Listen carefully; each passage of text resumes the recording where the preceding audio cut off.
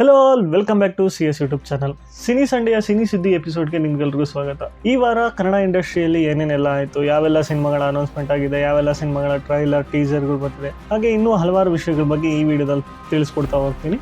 So ಅದಕ್ಕೂ ಮುಂಚೆ ನೀವಿನ್ನೂ ನಮ್ಮ ಚಾನಲ್ಗೆ ಸಬ್ಸ್ಕ್ರೈಬ್ ಆಗಿಲ್ಲ ಅಂದರೆ ಇವಾಗಲೇ ಸಬ್ಸ್ಕ್ರೈಬ್ ಮಾಡ್ಕೊಳ್ಳಿ, ಹಾಗೆ ಪಕ್ಕದಲ್ಲಿರೋ ಬೆಲ್ ಐಕನ್ ಕೂಡ ಪ್ರೆಸ್ ಮಾಡ್ಕೊಳ್ಳಿ.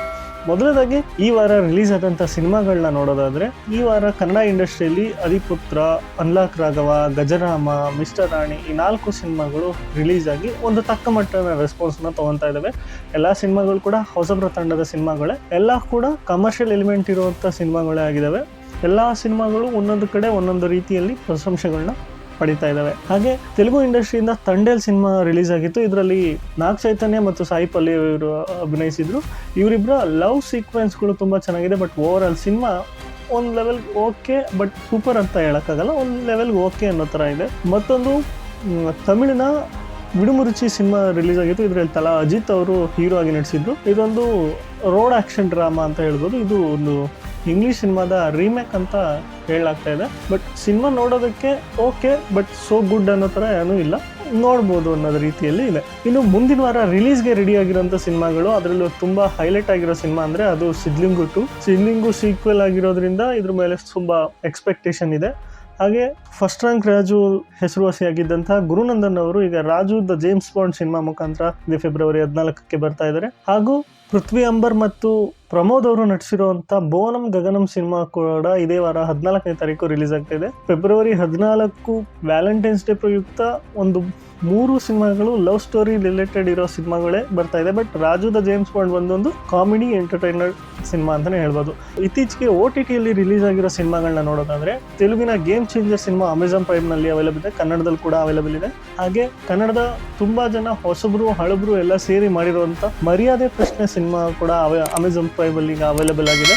ಮತ್ತು ಪುಷ್ಪ 2 ರೀಲೋಡೆಡ್ ವರ್ಷನ್ ಕೂಡ ಈಗ ನೆಟ್ಫ್ಲಿಕ್ಸಲ್ಲಿ ರಿಲೀಸ್ ಆಗಿದೆ. ಇದು ಕನ್ನಡದಲ್ಲಿ ಕೂಡ ಅವೈಲೇಬಲ್ ಇದೆ, ನೀವು ಕನ್ನಡದಲ್ಲಿ ಕೂಡ ನೋಡ್ಬೋದು. ಹಾಗೆ ಇತ್ತೀಚೆಗೆ ರಿಲೀಸ್ ಆಗಿರುವಂಥ ಟ್ರೈಲರ್ ಮತ್ತು ಟೀಸರ್ಗಳ ಬಗ್ಗೆ ನೋಡೋದಾದ್ರೆ, ತೆಲುಗುಯಿಂದ ಜಾಕ್ ಸಿನಿಮಾದ ಟೀಸರ್ ರಿಲೀಸ್ ಆಗಿದೆ. ಇದರಲ್ಲಿ ಸ್ಟಾರ್ ಕಿಡ್ ನಮ್ಮ ಸಿದ್ದು, DJ ಟಿಲ್ಲು ಖ್ಯಾತಿಯ ಸಿದ್ದು ಅವರು ಮತ್ತೊಮ್ಮೆ ಕಾಮಿಡಿ ಮತ್ತು ಆ್ಯಕ್ಷನ್ ಥ್ರಿಲ್ಲರಲ್ಲಿ ಕಾಣಿಸ್ಕೊತಾ ಇದ್ದಾರೆ.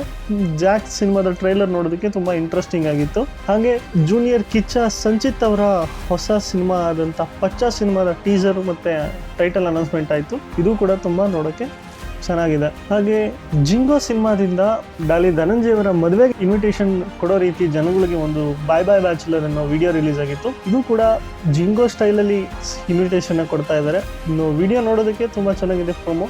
ಬಟ್ ಇದು ಜಿಂಗೋಗೂ ಹೆಲ್ಪ್ ಆಗುತ್ತೆ ಮತ್ತು ಡಾಲಿ ಅವ್ರ ಮದುವೆಗೂ ಜನಗಳನ್ನ ಕರೆದಂಗಿರುತ್ತೆ ಅನ್ನೋದು ಒಂದೊಳ್ಳೆ ಥಾಟ್ ಆಗಿತ್ತು. ಇದು ತುಂಬ ಚೆನ್ನಾಗಿ ಬಂದಿದೆ ಬಾಯ್ ಬಾಯ್ ಬ್ಯಾಚುಲರ್ ವಿಡಿಯೋ.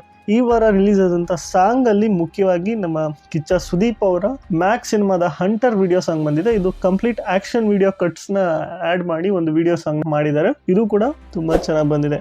ಹಾಗೆ ಕನ್ನಡದಲ್ಲಿ ಇಂಟರ್ವಲ್ ಸಿನಿಮಾದ ಒಂದು ಟ್ರೈಲರ್ ರಿಲೀಸ್ ಆಗಿದೆ. ಇದು ಕೂಡ ಎಲ್ಲ ಹೊಸಬ್ರ ಸಿನಿಮಾ ತಂಡದಿಂದ ಮಾಡಿರುವಂಥದ್ದು. ಇದು ಮಿಡ್ಲ್ ಕ್ಲಾಸ್ ಲೈಫಲ್ಲಿ ಮಾಡುವಂಥ ಸಿನಿಮಾ, ಒಂದೊಳ್ಳೆ ಕಾಮಿಡಿ ಡ್ರಾಮಾ ಅಂತ ಹೇಳ್ಬೋದು. ಇನ್ನು ಸಿನಿಮಾ ಅಪ್ಡೇಟ್ಸ್ಗಳನ್ನ ನೋಡೋದಾದ್ರೆ, ಮೊದಲನೇದಾಗಿ ಬಲರಾಮನ ದಿನಗಳು ಸಿನಿಮಾದಿಂದ 3ನೇ ಶೆಡ್ಯೂಲ್ ಕಂಪ್ಲೀಟ್ ಆಗಿದೆ. ಹಾಗೂ ಈ ಸಿನಿಮಾಗೆ ವಿನಯ್ ಅವರು ಎಂಟ್ರಿ ಕೊಟ್ಟಿದ್ದಾರೆ. ಬಲರಾಮನ ದಿನಗಳು ಸಿನಿಮಾನ ವಿನೋದ್ ಪ್ರಭಾಕರ್ ಅವರು ಲೀಡ್ ರೋಲ್ ಅಲ್ಲಿ ಕಾಣಿಸ್ಕೊಂಡು ಮಾಡ್ತಾ ಇರುವಂತ ಸಿನಿಮಾ. ಮತ್ತೆ ಸಿಂಪಲ್ ಸುನಿ ಅವರು ಮತ್ತೊಂದು ಸಿನಿಮಾನ ಕೈಗೆತ್ಕೊಂಡಿದ್ದಾರೆ. ಅದರಲ್ಲಿ ನಾಯಕನಾಗಿ ಕಾರ್ತಿಕ್ ಮಹೇಶ್ ಅವ್ರನ್ನ ಕಾಣಿಸ್ಕೊತಾ ಇದ್ದಾರೆ. ಈ ಸಿನಿಮಾಗೆ ರಿಚ್ ಅನ್ನೋ ಟೈಟ್ಲನ್ನ ಫಿಕ್ಸ್ ಮಾಡಿದ್ದಾರೆ. ಹಾಗೆ ಸೇಮ್ ಕಾರ್ತಿಕ್ ಮಹೇಶ್ ಅವರ ಇನ್ನೊಂದು ಸಿನಿಮಾ ರಾಮರಸ ಸಿನಿಮಾದಲ್ಲಿ ಶರಣ್ ಅವರು ಒಂದು ಗೆಸ್ಟ್ ಅಪಿಯರೆನ್ಸ್ ಅಲ್ಲಿ ಕಾಣಿಸ್ಕೊತಾ ಇದ್ದು, ಅವರ ಬರ್ತ್ಡೇ ಪ್ರಯುಕ್ತ ಅವ್ರ ಒಂದು ಲುಕ್ ನ ಒಂದು ಪೋಸ್ಟರ್ ಮುಖಾಂತರ ರಿವೀಲ್ ಮಾಡಿದ್ರು. ಶರಣ್ ಅವರು ಮತ್ತೆ ಹೊಸ ಗೆಟಪ್ ಅಲ್ಲಿ ಕಾರ್ತಿಕ್ ಮಹೇಶ್ ಅವರ ರಾಮರಸ ಸಿನಿಮಾದಲ್ಲಿ ಕಾಣಿಸ್ಕೊತಾ ಇದ್ದಾರೆ. ಈ ಸಿನಿಮಾನ ಡೈರೆಕ್ಟ್ ಮಾಡ್ತಾ ಇರೋದು ಗುರು ದೇಶಪಾಂಡೆ ಅವರು. ಹಾಗೆ ಶ್ರೀಮುರಳಿ ಅವರ ಮುಂದಿನ ಸಿನಿಮಾ ಪರಾಕ್ ಸಿನಿಮಾಗೆ ಮ್ಯೂಸಿಕ್ ಡೈರೆಕ್ಟರ್ ಆಗಿ ನಮ್ಮ ಚರಣ್ ರಾಜ್ ಅವರು ಕಾಣಿಸ್ಕೊತಾ ಇದ್ದಾರೆ. ಮೊದಲನೇ ಬಾರಿಗೆ ಕನ್ನಡ ಇಂಡಸ್ಟ್ರಿಯಲ್ಲಿ ಒಂದು ಜಾಂಬಿ ಫಿಲ್ಮ್ನ ತೆಗಿತಾ ಇದ್ದು, ಅದಕ್ಕೆ ಬ್ರೋ ಗೌಡ ಅವರು ಹೀರೋ ಆಗಿ ನಟಿಸ್ತಾ ಇದ್ದಾರೆ. ಜಾಂಬಿ ಸಿನಿಮಾ ಅಂದರೆ ತೆಲುಗಲ್ಲಿ ಒಬ್ಬ ಜಾಂಬಿ ರೆಡ್ಡಿ ಅನ್ನೋ ಸಿನಿಮಾ ಬಂದಿತ್ತು. ಅದು ಕನ್ನಡಕ್ಕೆ ಕೂಡ ಡಬ್ಬಿಂಗ್ ಆಗಿ ಸುಮಾರು ಸ್ಟಾರ್ ಸುವರ್ಣದಲ್ಲೆಲ್ಲ ಹಾಕಿದ್ರು. ಸೇಮ್ ಆ ರೀತಿಯ ಒಂದು ಸಿನಿಮಾಗೆ ಈಗ ಬ್ರೋ ಗೌಡ ಅವರು ಹೀರೋ ಆಗಿ ಕಾಣಿಸ್ಕೊತಾ ಇದ್ದಾರೆ. ಇನ್ನು ಟಾಕ್ಸಿಕ್ ಸಿನಿಮಾದ ಅಪ್ಡೇಟು, ಈ ಟಾಕ್ಸಿಕ್ ಸಿನಿಮಾದ ಶೂಟಿಂಗ್ ಈಗ ಬೆಂಗಳೂರಲ್ಲಿ ನಡೀತಾ ಇದೆ. ಇದರಲ್ಲಿ ಎಲ್ಲ ಹೀರೋಯಿನ್ಗಳು ಈಗ ಆಲ್ರೆಡಿ ಕೇಳಿಬಂದಿರೋ ಬಸ್ ಪ್ರಕಾರ ಟಾಕ್ಸಿಕ್ ಸಿನಿಮಾದಲ್ಲಿ 8 ಜನ ಹೀರೋಯಿನ್ ಇರ್ತಾರಂತೆ. ಸೊ ಆ 8 ಜನ ಹೀರೋಯಿನ್ಗಳು ಕೂಡ ಈ ಶೂಟಿಂಗ್ನಲ್ಲಿ ಈಗ ಭಾಗವಹಿಸ್ತಾ ಇದ್ದಾರೆ. ಅದು ಬೆಂಗಳೂರಿನಲ್ಲೇ ಸೆಟ್ ಆಗಿ ಶೂಟಿಂಗ್ ನಡೀತಾ ಇದೆ. ಕಾಂತಾರ ಸಿನಿಮಾದ OTT ಸೇಲ್ ಈಗ ಆಲ್ರೆಡಿ ಆಗೋಗಿದೆ. ಅಮೆಜಾನ್ ಪ್ರೈಮ್ ಅವರು ಈ ಸಿನಿಮಾನ ತಗೊಂಡಿದ್ದಾರೆ. ಬರೋಬ್ಬರಿ 125 ಕೋಟಿಗೆ ಈ ಸಿನಿಮಾದ OTT ರೈಟ್ಸ್ ನ ತಗೊಂಡಿದ್ದಾರೆ. ಇದು ಕನ್ನಡ ಇಂಡಸ್ಟ್ರಿಯಲ್ಲಿ ಹೈಯೆಸ್ಟ್ ರೇಟ್ಗೆ ಸೇಲ್ ಆದಂತ ಒಂದು ಸಿನಿಮಾ ಅಂತ ಹೇಳ್ಬೋದು. ಹಾಗೂ ಕಿಚ್ಚ ಸುದೀಪ್ ಅವರು ಸಿನಿಮಾ ಇಂಡಸ್ಟ್ರಿಯಲ್ಲಿ ಈಗ ಆಲ್ರೆಡಿ 29 ವರ್ಷಗಳನ್ನ ಕಂಪ್ಲೀಟ್ ಮಾಡಿದ್ದಾರೆ. ಅದರ ಒಂದು ಖುಷಿ ವಿಷಯನ ಸುದೀಪ್ ಅವರ ಅಭಿಮಾನಿಗಳು ಎಲ್ಲೆಡೆ ಸಂಭ್ರಮಿಸ್ತಾ ಇದ್ದಾರೆ. ಕಿಚ್ಚ ಸುದೀಪ್ ಅವರು ಮುಂದಿನ ಸಿನಿಮಾ ಬಿಲ್ಲಾರಂಗ ಭಾಷಾದಲ್ಲಿ ಬ್ಯುಸಿ ಇದ್ದಾರೆ. ಸದ್ಯಕ್ಕೆ ಅವರು CCL ನಲ್ಲಿ ಬ್ಯುಸಿ ಇದ್ದು, ಇದು CCL ಮುಗಿದ ನಂತರ ಅವರು ಬಿಲ್ಲಾರಂಗ ಭಾಷಾ ಶೂಟಿಂಗ್ ನಲ್ಲಿ ಸೆಟ್ ಆಗ್ತಾ ಇದ್ದಾರೆ. ಆಲ್ರೆಡಿ ಬಿಲ್ಲಾರಂಗ ಭಾಷಾ ಸಿನಿಮಾದ ಸೆಟ್ ನಿರ್ಮಾಣಗೊಳ್ತಾ ಇದ್ದು, ಅನೂಪ್ ಅವರು ಆ ಕೆಲಸದಲ್ಲಿ ಬ್ಯುಸಿ ಆಗಿದ್ದಾರೆ. ಇನ್ನು ಡಾಲಿ ಧನಂಜಯ ಅವರ ಮದುವೆ ಇನ್ವಿಟೇಷನ್ ಅಲ್ಲು ಅರ್ಜುನ್, ರಶ್ಮಿಕಾ ಮಂದಣ್ಣ, ಸುಕುಮಾರ್ ಹಾಗೂ ಜೀಬ್ರಾ ಸಿನಿಮಾದ ಸತ್ಯದೇವ್ ಎಲ್ರಿಗೂ ಸಹ ಹೋಗಾಯಿತು. ಬಟ್ ಕನ್ನಡಿಗರಿಗೆ ಸ್ವಲ್ಪ ಬೇಜಾರಿದೆ. ಯಾಕೆಂದ್ರೆ ಅದರಲ್ಲಿ ನಮ್ಮ ದರ್ಶನ್ ಅವ್ರಿಗೆ ಈ ಇನ್ವಿಟೇಷನ್ ಹೋಗಿಲ್ಲ ಅನ್ನೋದು. ಸದ್ಯಕ್ಕೆ ದರ್ಶನ್ ಅಭಿಮಾನಿಗಳು ಸ್ವಲ್ಪ ಬೇಸರ ವ್ಯಕ್ತಪಡಿಸ್ತಾ ಇದ್ರೆ ನೋಡೋಣ. ಆದರೆ ಡಾಲಿ ಧನಂಜಯ ಅವರು ದರ್ಶನ್ ಅವ್ರಿಗೂ ಇನ್ವಿಟೇಷನ್ ಕೊಡ್ತಾರಾ ಹೇಗೆ ಅಂತ. ನ್ಯೂಸ್ ಅಲ್ಲಿ ಕೇಳಿರೋ ಪ್ರಕಾರ ಅವ್ರನ್ನ ಭೇಟಿ ಮಾಡಕ್ ಆಗಿಲ್ಲ ಅನ್ನೋ ಒಂದು ಹೇಳಿದ್ರು. ಬಟ್ ನನ್ನ ಪ್ರಕಾರ ಅದು ಸಾಧ್ಯ ಆಗುತ್ತೆ. ಇತ್ತೀಚಿನ ಬೆಳವಣಿಗೆ ನೋಡಿದ್ರೆ ದರ್ಶನ್ ಅವ್ರನ್ನ ಇವ್ರು ಮೀಟ್ ಮಾಡಿ ಇನ್ವಿಟೇಷನ್ ಕೊಡಬಹುದು. ಇನ್ನೊಂದು, ದರ್ಶನ್ ಅವರ ಬರ್ತ್ಡೇಗೆ ಏನೆಲ್ಲ ಅಪ್ಡೇಟ್ಸ್ ಬರುತ್ತೆ ಅಂತ ಕಾಯ್ತಾ ಇದ್ವಿ. ಬಟ್ ದರ್ಶನ್ ಅವರೇ ಮುಂಚೆನೆ ಫ್ಯಾನ್ಸ್ಗಳನ್ನ ಮೀಟ್ ಮಾಡೋಕ್ಕಾಗಲ್ಲ ಅನ್ನೋ ಒಂದು ಸ್ಪೆಷಲ್ ವಿಡಿಯೋನ ಫ್ಯಾನ್ಸ್ಗೋಸ್ಕರ ಒಂದು ಮಾಡಿ ಅನೌನ್ಸ್ ಮಾಡಿದ್ರು. ದರ್ಶನ್ ಅವ್ರ ಬರ್ತ್ಡೇ ಸೆಲೆಬ್ರೇಷನ್ಗೆ ದರ್ಶನ್ ಅಭಿಮಾನಿಗಳನ್ನ ನಿಂತು ಮೀಟ್ ಮಾಡೋದಕ್ಕಾಗಲ್ಲ, ಹುಷಾರಿಲ್ಲದೆ ಇರೋ ಕಾರಣ ಅಂತ ಹೇಳಿ ಒಂದು ಕೃತಜ್ಞತಾ ವಿಡಿಯೋನ ತೋರಿಸಿದ್ರು. ಅದರಲ್ಲಿ ದರ್ಶನ್ ಮತ್ತೆ ಪ್ರೇಮ್ ಅವರ ಸಿನಿಮಾ ಏನು ಕಾಂಟ್ರವರ್ಸಿ ನಡೀತಾ ಇತ್ತು ಮಾಡಲ್ಲ ಅನ್ನೋದು, ಅದನ್ನ ಇಲ್ಲ ನಾವು ಮಾಡೇ ಮಾಡ್ತೀವಿ ಅನ್ನೋದನ್ನ ಕನ್ಫರ್ಮ್ ಮಾಡಿದ್ದಾರೆ. ಆದರೆ ಅದರ ಪ್ರೊಡಕ್ಷನ್ ಬೇರೆ ಆಗೋ ಚಾನ್ಸಸ್ ಇದೆ. ಈ ಮುಂಚೆ KVM ಪ್ರೊಡಕ್ಷನ್ ಅದಕ್ಕೆ ಇದಾಗಿತ್ತು. ಬಟ್ ಅದು ಚೇಂಜ್ ಆಗೋ ಚಾನ್ಸಸ್ ಇದೆ ಅಂತ ಹೇಳ್ತಾ ಇದ್ದಾರೆ. ಯಾಕಂದ್ರೆ KVM ಪ್ರೊಡಕ್ಷನ್ ಅವ್ರದ್ದು ಈಗ ಆಲ್ರೆಡಿ ದೊಡ್ಡ ಸಿನಿಮಾಗಳು ಸೆಟ್ ಏರಿದೆ. ಟಾಕ್ಸಿಕ್ ಸಿನಿಮಾ ಶೂಟ್ ನಡೀತಾ ಇದೆ. ವಿಜಯ್ ಅವ್ರದ್ದು 69 ಸಿನಿಮಾ ಕೂಡ KVM ಪ್ರೊಡಕ್ಷನ್ ಅಲ್ಲೇ ನಡೀತಾ ಇದೆ.